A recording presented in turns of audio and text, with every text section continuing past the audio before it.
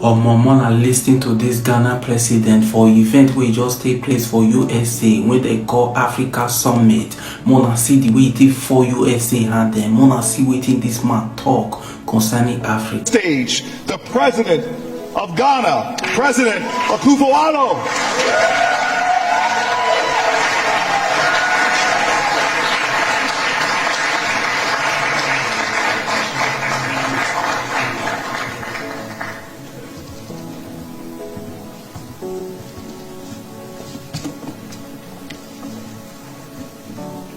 Madam Vice President, ladies and gentlemen,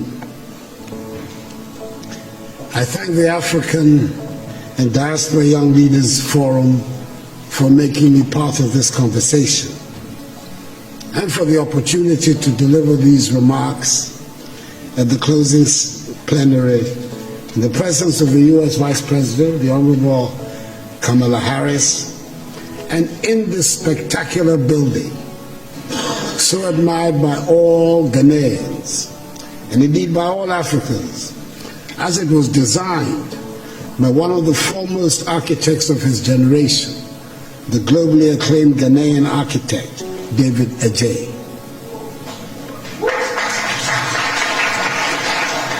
The forum has chosen the most relevant theme of Africa's contemporary situation, a theme which sums up the essence of African aspirations, amplifying voices, building partnerships that work.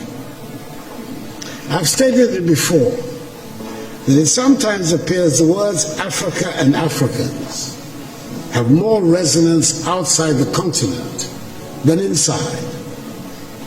When we are home on our continent, it always seems very important to assert that we are Ghanaians, Ivorians, Kenyans, Nigerians, Swazis, Senegalese, Rwandans, South Africans, and Zambians. Then we find ourselves outside the continent, and then we discovered that to the outside world, there are no Ghanaians, there are no Senegalese, and there are no Tanzanians. There are only Africans, and we are all simply Africans. The lesson for me is clear. Our destinies are intricately linked with each other, and we're talking not only about those of us on the continent, but about the Africans in the diaspora as well. You can be an honors graduate from any of the top universities of this country. You can be a second or third generation American, and you can be in a well-paid job. If there's an outbreak of Ebola someplace on the African continent, you are an African. Anyone, everybody in a position of leadership in Africa today, thus has his or her work cut out. The urgent responsibility we face is to make our countries and our continent attractive for our peoples, to see them as places of opportunities. It means we must provide education, quality education and skills training. It means our young people must acquire the skills that run modern economies. The impact of a successful Africa on the image and standing of Africans in the diaspora applies with equal force to the image and standing of her sons and daughters who go by the name African Americans, and indeed to all her kith and kin in the Americas and the Caribbean. There's a lot of room for your perspectives and energies back in Africa. History tells us of the positive impact of diasporic communities on the growth and development of countries through increased trade activities, rising investments, and the transfer of skills and knowledge. Take the case of China, for example. With an emigre population of some 60 million, the Chinese diaspora is said to be the 25th largest country in the world, who, according to the Nikkei Asian Review, own assets worth 2.5 trillion United States dollars. When foreign companies in the late 1970s reduced their investments in China. It was the Chinese diaspora that shored up the economy. According to the Washington, D.C.-based Migration Policy Institute, MPI, half of the foreign direct investment, that is some 26 billion United States dollars, that transformed China into a manufacturing powerhouse in the 1990s, originated from the Chinese diaspora. That is the rationale of Ghana's initiative of Beyond the Return, which is building on the considerable success of the Year of Return and the renewed enthusiasm around building Africa together. We must work to help change the African narrative, which has been characterized largely by a concentration on disease, hunger, poverty, and illegal mass migration. Let us all remember that the destiny of all black people, no matter where they are in the world, is bound up with Africa.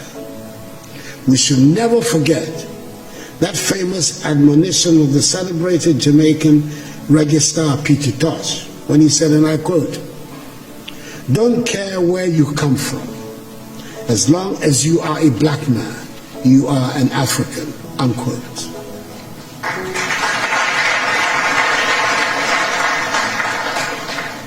We must help make Africa the place for investment, progress, and prosperity, and not from where our youth flee in the hope of accessing the mirage of a better life in Europe, Asia, or the Americas.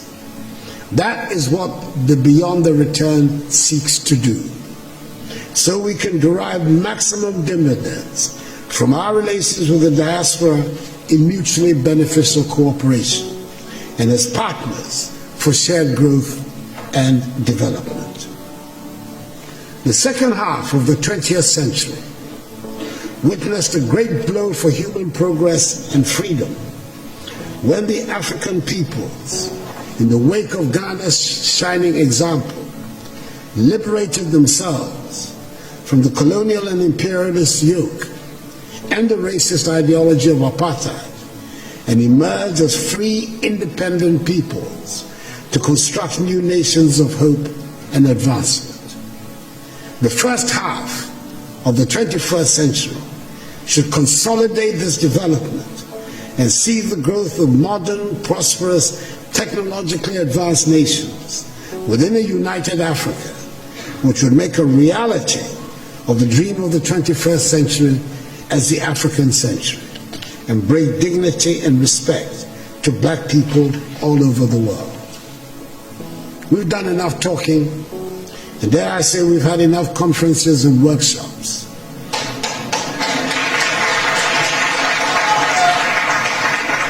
We know what we need to do.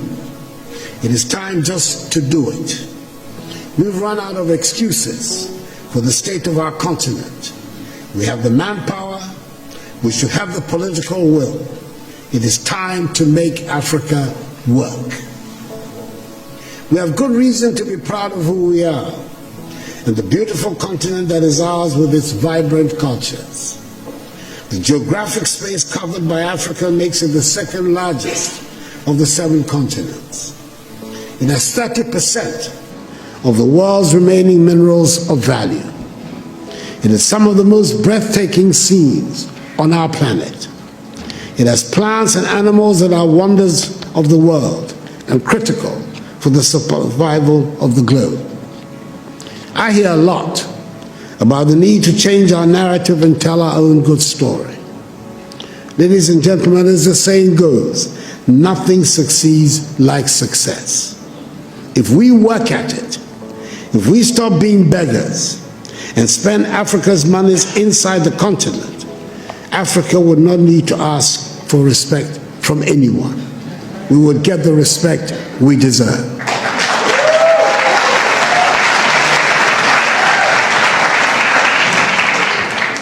Over 30 years ago, one of America's most prestigious Ivy League universities offered a course in Mandarin, which for years had virtually no takers.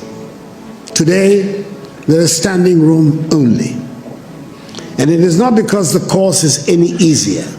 It is because the position of China has changed. 30 years ago, 20 years ago, China was nowhere near where it is today. China does not ask for anyone for respect now. She does not need it. Let us make our continent the prosperous and joyful place it should be, and the respect would follow. I thank you for your attention.